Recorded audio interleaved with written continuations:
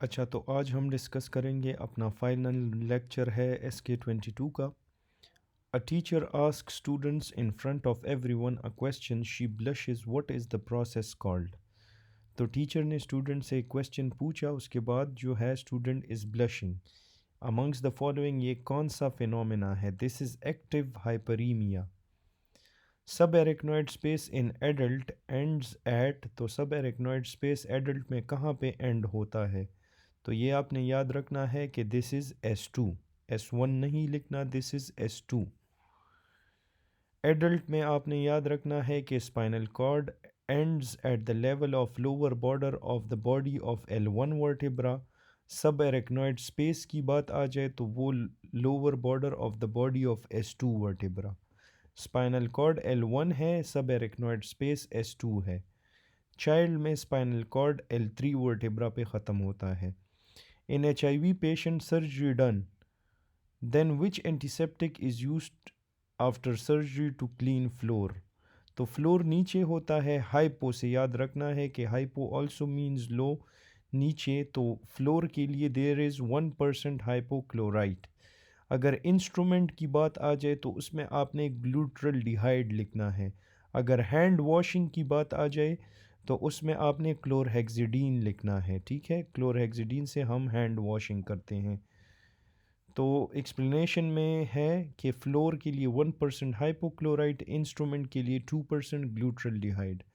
Which of the following is use to clean hands before surgery और entering a patient room? तो ये मैंने आपको अभी बताया कि जब before use to clean hands before surgery और इंटरिंग पेशेंट रूम से पहले आपने जो है क्लोरहेक्सिडीन यूज़ करना है।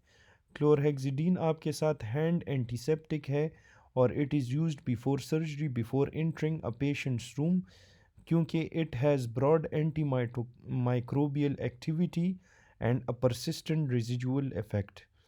Which of the following is use to clean instrument after surgery? तो इंस्ट्रूमेंट के लिए मैंने आपको कहा कि इसमें आपने ग्लूट्रल डिहाइड लिखना है, फ्लोर के लिए 1% लिखना है और इंस्ट्रूमेंट के लिए 2% आपने लिखना है।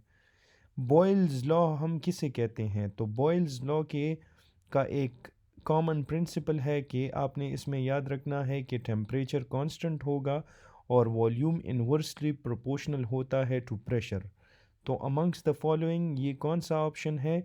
बॉयल्स लॉ में आपके साथ टेम्परेचर कांस्टेंट है, volume is inversely proportional to pressure, that is option number सी।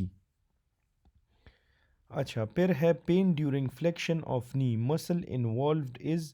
अगर फ्लेक्शन ऑफ नी करोगे तो इसमें कौन सा मसल इन्वॉल्व होगा? हर क्वेश्चन में मैं यहाँ तक आ जाता हूँ, मैंने आंसर हाइड किया है क्योंकि आप यहाँ पे पॉज करके you can make your own guess. तो pain during flexion of the knee में जो मसल इन्वॉल्व होता है that is your bicep femoris. Okay,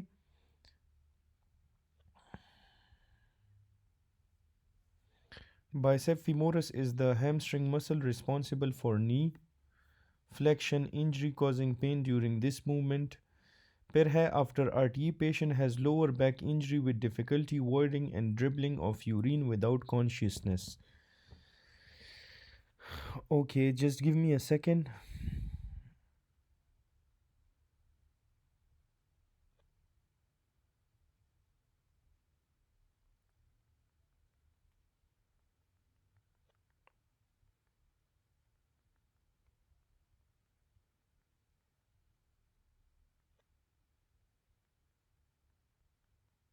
Okay, so after RTA patient has lower back injury with difficulty voiding and dribbling of urine without consciousness। तो ये कौन सा आपके साथ ब्लैडर है? This is neurogenic bladder. जब भी लोअर बैक इंजरी होती है, डिफ़िकल्टी वॉइडिंग है, ड्रिबलिंग ऑफ यूरिन है, तो इसमें you have to write neurogenic bladder. फिर है a known case of CLD presents unconscious with grade 4 hepatic encephalopathy, which cycle is most likely affected? तो patient को CLD है, अनकॉन्शियस है, उसको ग्रेड 4 इंसेफेलोपैथी भी है, इसमें कौन सा साइकिल इफ़ेक्ट होता है? तो इसमें आपके साथ जो साइकिल अफेक्टेड है that is the urea cycle. ठीक है, यूरिया साइकिल इसमें अफेक्टेड होगा। गार्लिक में आपके साथ एच एम जी कोए रिडक्टेज होता है inhibitor which decreases biosynthesis of which molecule. तो garlic contain H M G CoA reductase inhibitor, और ये आपके साथ डिक्रीज करता है कोलेस्ट्रोल या ट्राइग्लिसराइड में कौन सा, आपको कौन सा लगता है amongst the following? This is cholesterol biosynthesis. Statins क्या करते हैं? ये इनहिबिट करते हैं H M G CoA reductase को, रेट लिमिटिंग एंजाइम है इन कोलेस्ट्रोल सिंथेसिस, और ये आपके साथ एल डी एल कोलेस्ट्रोल को डिक्रीज़ करेंगे। ठीक है, तो फिर इसके बाद है रेट लिमिटिंग एंजाइम्स के बारे में। ग्लाइकोलिसिस में फॉस्फोफ्रक्टोकाइनेज 1 है, ग्लाइकोलिसिस में फॉस्फोफ्रक्टोकाइनेज 1 है। ग्लाइकोजेनेसिस में ग्लाइकोजन सिंथेटेज है, ग्लाइकोजन सिंथेटेज इन ग्लाइकोजेनेसिस, जिसका डीफॉस्फोराइलेटेड फॉर्म होगा। ग्लाइकोजिनोलाइसिस में फॉस्फोराइलेज होता है, फॉस्फोराइलेटेड होगा। ग्लूकोनियोजेनेसिस में pyruvate carboxylase and phosphoenol pyruvate carboxy kinase, जिसे हम पेप्सी कहते हैं। तो पेप्सी पेप्सी और पायरुवेट कार्बोक्सिलेज आपके साथ ग्लूकोनियोजेनेसिस में होगा। टीसीए साइकिल में आइसोसिट्रेट डिहाइड्रोजिनेज होगा, और एचएमपी शंट में ग्लूकोज 6 फॉस्फेट डिहाइड्रोजिनेज होता है। यूरिया सिंथेसिस में CPS1, जिसे हम कार्बोमाइल फॉस्फेट सिंथेटेज 1 कहते हैं, या ऑर्निथीन ट्रांस कार्बोक्सिलेज इसका एक दूसरा नाम है, तो ये यूरिया साइकिल की सिंथेसिस में रेट लिमिटिंग एंजाइम है। फैटी एसिड की सिंथेसिस में acetyl co enzyme A carboxylase है। कोलेस्ट्रॉल की सिंथेसिस में HMG को ए रिडक्टेज है। कीटोन बॉडी सिंथेसिस में HMG को ए सिंथेटेज। फैटी एसिड ऑक्सीडेज में फैटी एसिड ऑक्सीडेशन में क्या है? Carnitine acyl transferase. Purine synthesis में फॉस्फोराइबोसाइल पायरोफॉस्फेट सिंथेटेज, जिसे हम PRPP सिंथेटेज कहते हैं। यूरिक एसिड सिंथेसिस में there is xanthine oxidase. Porphyrin synthesis में DALA सिंथेटेज, और बाइल एसिड सिंथेसिस में 7 alpha hydroxylase. 45-year-old male undergoes surgery under spinal anesthesia and develop hypotension. Spinal anaesthesia के बाद उसको हाइपोटेंशन हुई है। Ephedrine is planned. On reviewing his medication history, he is found to be taking drug for depression. Administration of ephedrine may lead to severe hypertension crisis. Which of the following drug is contraindicated with ephedrine in this patient? तो कौन सा drug contraindicated है with ephedrine? That is your phenelzine, option A. Mechanism of action of botulinum toxin, Botox का mechanism of action amongst the following क्या है? तो ये आपके साथ क्या करेगा? इट विल ये सारे ऑप्शंस हैं, ठीक है। Blocking post synaptic nicotinic acetyl choline receptor, inhibition of acetylcholine esterase at the neuromuscular junction, preventing release of acetylcholine from the presynaptic nerve terminal. So option C is the correct option. A 32-year-old woman presents with progressive muscle weakness that worsens by the end of the day. She has difficulty keeping her eyelids open, double vision, and trouble chewing food in the evening. Muscle strength improves after a short period of rest. What is the diagnose? तो ये आपके साथ typical scenario है of myasthenia gravis.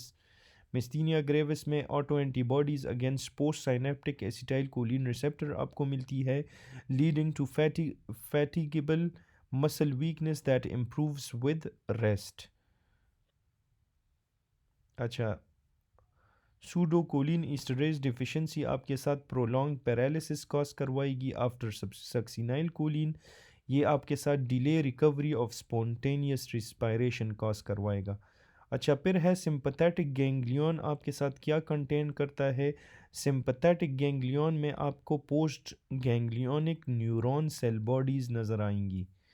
30-year-old man presents with sharp pleuritic chest pain that worsens on inspiration and when lying supine and is relieved by sitting forward. Pericardial friction rub is heard. Chest pain in this condition is due to inflammation of which pericardial layer, तो chest pain कौन से pericardial layer की वजह से होता है in this condition? This is because of the parietal layer of serous pericardium. A patient presents with stab wound just lateral to the sternum on the left side at the sixth intercostal space. Which structure is most likely damaged? तो ये left side पे आपके साथ जो है जो structure damage होता है that is your option number C, pericardium. 15-year-old girl presents with short stature, delayed puberty. She has not yet attained menarche. Physical examination shows webbed neck, low posterior hairline, and broad chest and widely spaced nipples. What is the most likely karyotype? तो इसका जो most likely karyotype है that is your 47 45X0 Turner syndrome का scenario है. ये मीनार की web नेक posterior hairline ये आपको टर्नर्स में मिलते हैं. Most common use diuretic is, तो जो सबसे ज़्यादा डायूरेटिक यूज़ है, कौन सा डायूरेटिक सबसे ज़्यादा यूज़ होता है? दैट इज़ योर, ये आपके साथ क्या है? That is option number B, benzothiadiazine derivative. ठीक है, जो सबसे ज़्यादा कॉमनली यूज डायूरेटिक है that is benzothiadiazine derivative. 40-year-old man presents with right-sided facial weakness, inability to close the right eye, loss of taste on the anterior two-thirds of the tongue, and decreased lacrimation. Corneal reflex is absent on the right. What is the most likely site of lesion? तो इसमें lesion कहाँ पे है? The lesion is in the geniculate ganglion. Decreased lacrimation वगैरह है. Epithelium fallopian tube का क्या है? तो ये सिंपल रट्टा MCQ है, आपने सारे epitheliums याद करने हैं. epithelium से हर एग्ज़ाम में MCQ आता है. तो जो fallopian tube का epithelium है that is simple columnar ciliated epithelium. Simple columnar ciliated epithelium. तो ये अभी इन्होंने एपिथेलियम्स के बारे में, you can read this, you can pause the video here, इनको आप याद रखें. Mechanism of action of aspirin to relief pain. तो एस्पिरिन किस तरह पेन रिलीफ करता है? इनहिबिशन करता है साइक्लो ऑक्सीजिनेज एंजाइम का. तो उस वजह से जब ये कॉक्स एंजाइम साइक्लो ऑक्सीजिनेज एंजाइम को इनहिबिट करता है, इट रिलीव्स द पेन. फिर इसके बाद है how long before surgery should dabigatran be stop. Dabigatran को आपने कितने घंटे पहले स्टॉप करना है before surgery? So you have to stop it 72 hours. 72 घंटे पहले आपने इसको स्टॉप करना है डेबिगेट्रॉन को. इंफीरियर वॉल एमआई वेसल कौन सा इन्वॉल्व होता है? इंफीरियर वॉल एमआई में आपके साथ राइट कोरोनरी आर्टरी इन्वॉल्व होती है. Which of the following is used to control high blood pressure during surgery? तो हाई ब्लड प्रेशर को कंट्रोल करने के लिए हम क्या यूज़ करते हैं during surgery? That is IV nitroglycerin, option number C. अच्छा, फिर है इंफीरियर वॉल एमआई में RCA इन्वॉल्व होता है. एंटीरियो एपिकल में आपके साथ लैड इन्वॉल्व होता है.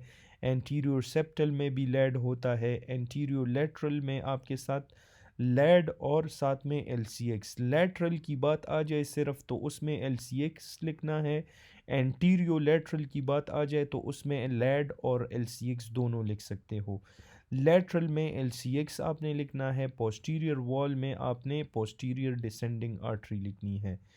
First responder to viral infection are, तो फर्स्ट रिस्पॉन्डर जो वायरल इन्फेक्शन को रिस्पॉन्ड करते हैं that are your natural killer sales.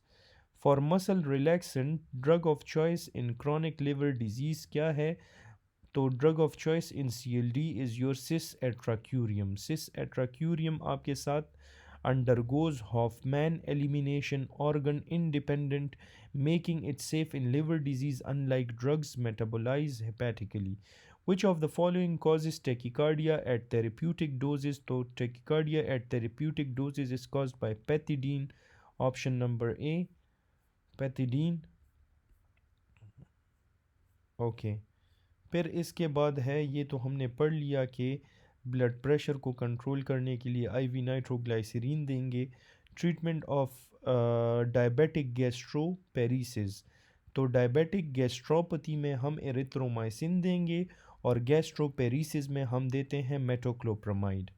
Metoclopramide prokinetic agent है, इंक्रीज करता है गैस्ट्रिक एम्पटिंग को and making it the drug of choice for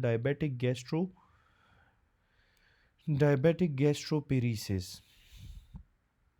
Okay, which of the following is associated with extrapyramidal effects in the patient with Parkinson disease receiving gastroparesis treatment? तो Parkinson disease में गैस्ट्रोपेरिसिस treatment receive कर रहा है, कौन सा drug हमने देना है? इसमें भी हम जो देंगे that is your metoclopramide. Metoclopramide blocks dopamine D2 receptor, causing extrapyramidal symptoms which are particularly problematic in Parkinson disease. A kid complains of shortness of breath after playing outdoors. Which is the best to treat asthma in such case? तो in such case हमने asthma के लिए क्या देना है? जिसको shortness of breath after playing outdoor हुआ है, you have to give albuterol inhaler. 25-year-old woman presents with fatigue, pallor, spoon-shaped nails. Lab पे आपको माइक्रोसिटिक हाइपोक्रोमिक एनीमिया नज़र आ रही है और लो फेरेटिन है. तो इसका लाइकली कॉज क्या है? ये तो बहुत आसान एमसीक्यू है. If you know the understanding of anaemia, this is a case of iron deficiency anaemia. 6-year-old child with chronic seizures is started on long-term anticonvulsant. The physician wants this drug to increase the metabolism of other drugs. Which drug is most likely prescribed? तो इसमें कौन सा drug prescribe करोगे? That is your phenobarbital. Patient presents with severe knee pain है उसको after an intervention. Pain improves. Decrease in which substance in the spinal cord is responsible for the subsided pain? That is your option number D, substance P. Substance P जो है ये neurotransmitter है responsible for transmitting pain in the spinal cord. Its reduction leads to pain relief. अच्छा, nowadays different intervention are used to relieve knee pain. Which of the following is the most common to relieve intra-articular knee pain? That is your option number B, intra-articular steroid injection. We will give intra-articular steroid injections. Sudden flying movements in a male father has similar issue. Which area is involved? तो इसमें जो area involved होता है sudden flying movements है in a male, और father को भी fling not flying, sudden fling movement इन्होंने दिया है. कॉर्डेट हो सकता है option number B, that is option number B, caudate. तो सडन फ्लिंग मूवमेंट या फ्लाइंग मूवमेंट आपको कॉर्डेट कोरिया, कॉर्डेट के लीजन को हम कोरिया कहते हैं. Chorea is the sudden flying movement या सडन जर्की मूवमेंट्स. अच्छा, फिर है which of the following is the last pierced during epidural? जो सबसे लास्ट पियर्स्ड होता है that is your ligamentum फ्लेवम. During epidural anesthesia, the needle passes sequentially through the skin, subcutaneous tissue, supraspinous ligament, intraspinous ligament, and finally ligament flavum before reaching the epidural space. 48-year-old woman है, उसको worst headache of life है, सब arachnoid haemorrhage है उसको. वो इसमें हम क्या देते हैं? इसमें हम नीमोडिपिन देते हैं, nimodipine. Option A. After penicillin injection patient develop bronchospasm, hypotension and rash. तो इसका इमीडिएट ट्रीटमेंट क्या है? That is your norepinephrine, that is your epinephrine, option A. ये पेशेंट को एलर्जिक रिएक्शन हुआ है, ब्रोंकोस्पाज्म है, हाइपोटेंशन है और रैश है, तो you will give epinephrine. 53-year-old man with hypertension and diabetes poorly controlled after starting a new drug for BP. Which drug is responsible for worsening glycemic control? तो worsening glycemic control के लिए जो drug responsible है that is your option E, thiazide diuretic. Which of the following is the side effect of thiazide diuretic? तो thiazide diuretic का most common side effect क्या है? ये आपके साथ option number B, hyperglycemia ये कॉज करेगा. थाइजाइड डायूरेटिक्स में आपने एक चीज़ याद रखना है कि इट कॉजेज़ हाइपोकेलीमिया, बाकी सारी चीज़ें ये इंक्रीज़ करवाता है. तो ग्लूकोज को इंक्रीज़ करवाता है, ये लिपिडीमिया हाइपरलिपिडीमिया को इंक्रीज़ करता है, यूरिसीमिया को इंक्रीज़ करता है और कैल्सीमिया को भी इंक्रीज़ करता है, लेकिन कैलीमिया करेगा, हाइपोकेलीमिया करेगा। मैकेनिज़्म ऑफ एक्शन ऑफ एसीटाज़ोलामाइड, एसीटाज़ोलामाइड का मैकेनिज़्म ऑफ एक्शन क्या है? तो एसीटाज़ोलामाइड आपके साथ कार्बोनिक एनहाइड्रेस को इनहिबिट करता है। एसीटाज़ोलामाइड कार्बोनिक एनहाइड्रेस इनहिबिटर है, H प्लस को रिड्यूस करेगा और HCO3 की ट्रांसपोर्ट को भी रिड्यूस करेगा।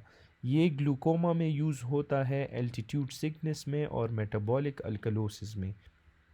Absorption of aspirin is decreased in, तो एस्पिरिन की एब्जॉर्प्शन बेसिक इन्वायरमेंट में डिक्रीज़ होती है, एसिडिक इन्वायरमेंट में इंक्रीज़ होगी और बेसिक इन्वायरमेंट में ये डिक्रीज़ होगी। तो ये याद रखना है कि एस्पिरिन की एब्जॉर्प्शन बेसिक इन्वायरमेंट में डिक्रीज़ होती है। A farmer presents with right hypochondrial pain, ultrasound पे आपको मल्टीपल लिवर सिस्ट्स नज़र आ रहे हैं, इसका डायग्नोस क्या है? तो फार्मर में राइट हाइपोकॉन्ड्रियम में पेन है और मल्टीपल लिवर सिस्ट्स है, so this is a case of hydrated cyst. Chagas changes seen in the lungs of smoker, तो लंग्स ऑफ स्मोकर में आपको क्या चीज़ मिलेगी? That will be squamous metaplasia. You will find squamous metaplasia in the lungs of smoker.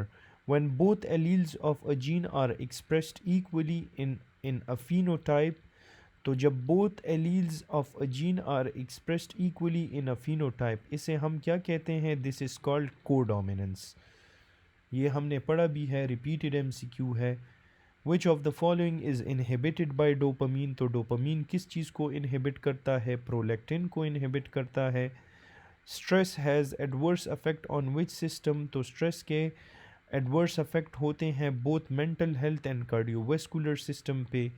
65-year-old man is admitted to the ICU with severe sepsis due to pneumonia. He has no past history of thyroid disease. During evaluation उसमें लो T3 है, लो T4 है, normal TSH है। Clinically patient does not have any feature of hypo और hyperthyroidism, तो इसका most likely diagnose क्या है? This is a case of सब क्लिनिकल है या यू थायरॉयड 6 सिंड्रोम है। This is a case of you thyroid 6 syndrome. You thyroid 6 syndrome में आपके साथ पेशेंट क्रिटिकली इल होगा और उसमें आपके साथ there is altered peripheral conversion of T4 to T3, जिसकी वजह से T3 भी कम होगा और आपके साथ T4 भी कम होता है, यूजुअली T3 कम होता है और आपके साथ नॉर्मल TSH आपको मिलेगा। Without any intrinsic thyroid disease, thyroid hormone replacement is not required. A patient develop repeated vomiting after surgery, patient को बार बार वॉमिटिंग हो रही है after surgery. An anti emetic, sorry for this,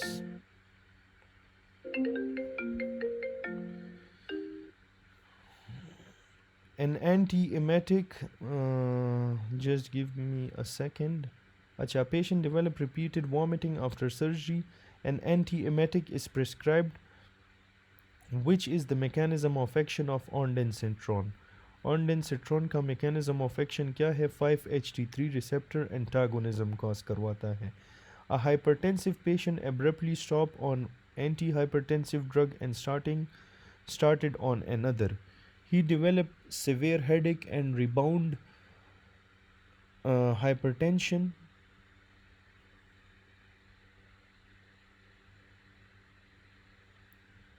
Which drug was most likely stopped? तो इसमें जो drug stop होगा that is methyl dopa.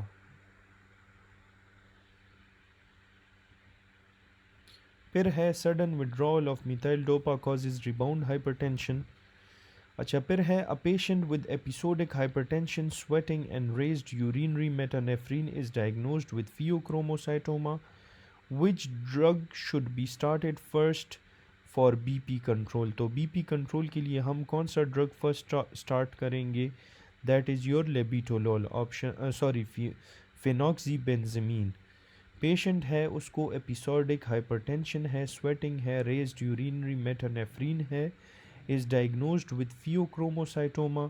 तो इसमें जो ड्रग हम first for BP control start करेंगे that is phenoxybenzamine. A patient with chronic liver disease presents with ascites and pedal edema. Which diuretic is most appropriate? तो chronic liver disease है और उसको ascites है and pedal edema है, तो इसमें जो diuretic most appropriate है that is your option E, spironolactone. A patient understands language but has non-fluent effortful speech. Which area is involved? तो नॉन फ्लुएंट की बात आ जाए तो उसमें आपने ब्रोकाज लिखना है, फ्लुएंट में वर्निकीज लिखना है. This is a case of Broca's. ये सारा हमने पिछले लेक्चर्स में ऑलरेडी डिस्कस किया है, बार बार मैंने डिस्कस किया है, तो we will skip it here. A patient has a stroke 3 months ago. Now examination shows increased tendon reflex on the affected side. What is the cause? तो इसका cause क्या होगा? The cause is your option number D, upper motor neuron lesion. A patient has repeated episode of forceful vomiting followed by blood in vomitus. तो ये diagnosis का क्या है? This is a case of, ये आपके साथ रिपीटेड वॉमिटिंग है, forceful vomiting की है, उसके बाद ब्लड है, तो ये मेलरीवीस आपके साथ है. और बोरहेव में फुल थिकनेस टीयर आपको मिलता है. A patient develop painful sensitivity to loud sound after facial nerve injury. Which muscle is affected? तो इसमें जो मसल अफेक्टेड होगा that is your stapedius. After laparoscopic cholecystectomy with CO2 inflation, patient develops sudden dyspnea and absent breath sound on one side. तो इसका diagnosis क्या है? The diagnosis is option D, pneumothorax. फिर है patient has respiratory quotient of 1 on metabolic testing. Which substrate is being metabolized? अच्छा, please kindly याद रखें कि ये सारे वीडियोस मैंने आप लोगों की हेल्प के लिए बनाए हैं. मैं आपसे सिर्फ ये चाहूँगा कि आप इस चैनल को सब्सक्राइब करें. इस पे आपका कुछ भी नहीं जाएगा. It's going to take only 5 seconds. So please अपना सपोर्ट दें and do subscribe to this channel.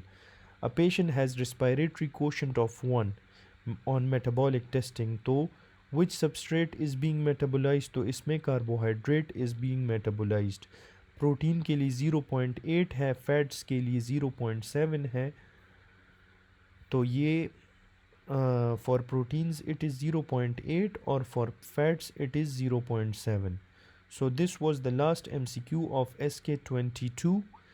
Hope you enjoyed. आपको इससे काफ़ी MCQs hopefully याद हुए होंगे. तो please give me your support in the end by subscribing to this channel.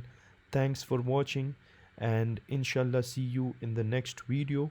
Please do remember me in your prayers. Thank you.